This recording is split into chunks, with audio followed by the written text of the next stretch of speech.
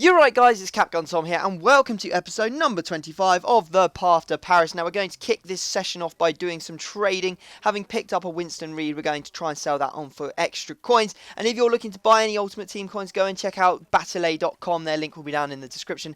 A fast, cheap, and reliable coin service. And if you use the discount code TCAPGUN, you'll get 5% off all your purchases. So, we have a load of stuff in our watch list as well. We have spent most of our coins, as you can see. Got an Apara here for 9,600. We're going to list him up for 11,250 coins. We also have a Hong Jiong-ho, who is the fastest silver centre-back in the Bundesliga, a very popular silver league. Got him for 9,500, going to list him up for 10,750. We also have a Zakuani that we picked up for 650 coins. We're going to be listing him up for a nice little 1,200 coins. That will give us about 5 or maybe 450 coins after tax. Also managed to get an informed Polish silver goalkeeper called Kurto here. Picked him up for 8,000, listing him up for 9,400. Could have got him for a lot cheaper. The bidding war started at about 6,500, so I was unlucky to not get him for a bit cheaper. Also wanted to quickly show you that the silver badges and kits technique does still work, managing to pick up 2 SJ Earthquakes badges here for 150 coins each, listing them up for 650 coin buy nows. And if you want to see the trading technique in which I show you how to trade with the silver badges and techniques, there will be a link down in the description for you.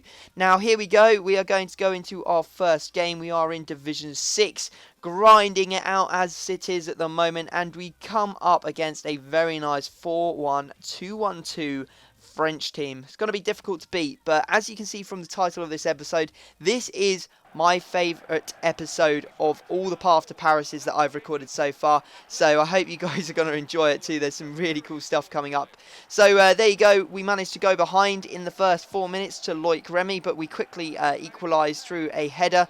Well, it wasn't a header. The header came off the keeper, and Cavani was there to have a really good touch, actually, to turn himself round in the small amount of space that he had. And, of course, he did manage to finish into the empty net. So that's 1-1. Then we managed to make it 2-1.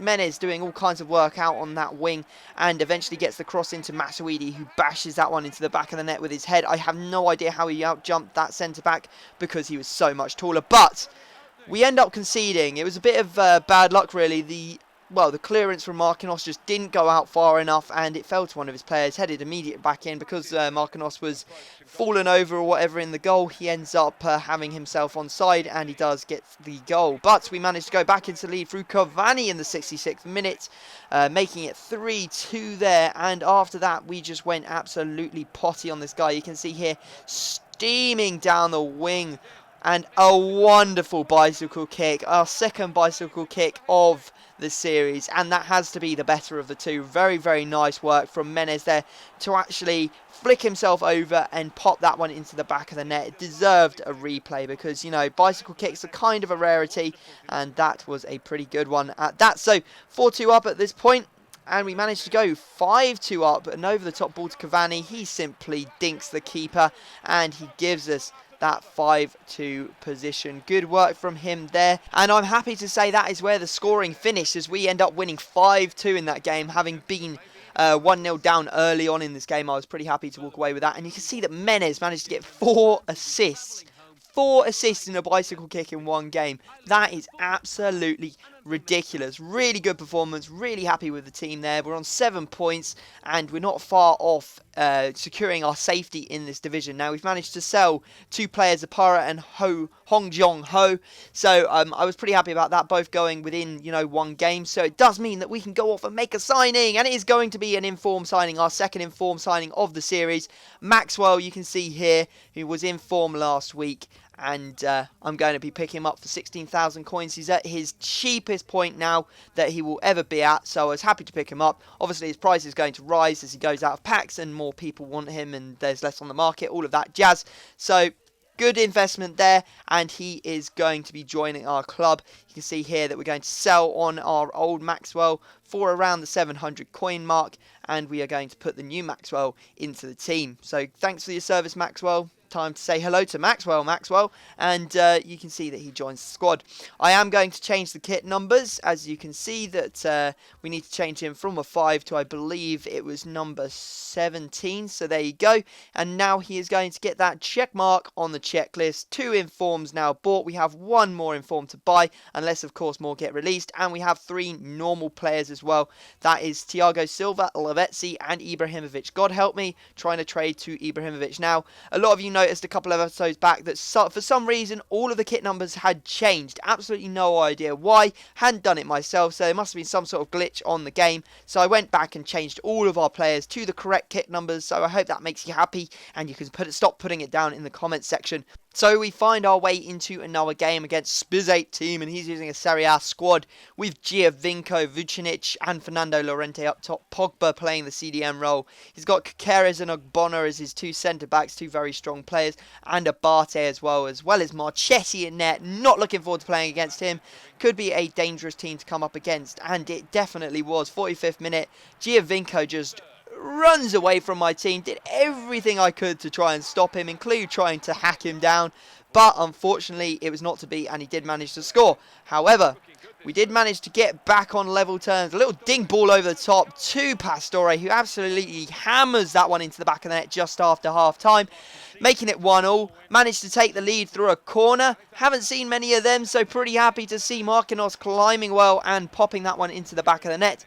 We then managed to make it 3-1 when Cavani goes through, and he eats those chances for breakfast. Was a very easy chance for him, and of course he did convert it, which means that we are now 3-1 up, and I'm pretty happy about that. We make it 4-1. Little bit of luck as the ball comes off one of his defenders when I tried to cut it back to Menez, but Menez gets on the end of it anyway and smashes into the back of the net. Now this guy in the 90th minute, he went on a little bit of a tear. You can see here Zuniga going down the wing, Zuniga crossing, and Giovinco, the smallest player on the entire pitch, managing to head that one in.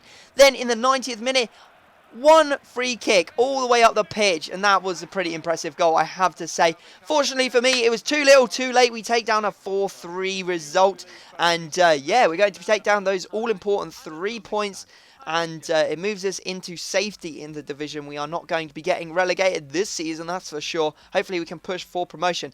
Anyway, you can see the stats on screen. Menez now has 45 goals in 67 games. Cavani with 37 goals in 32 games.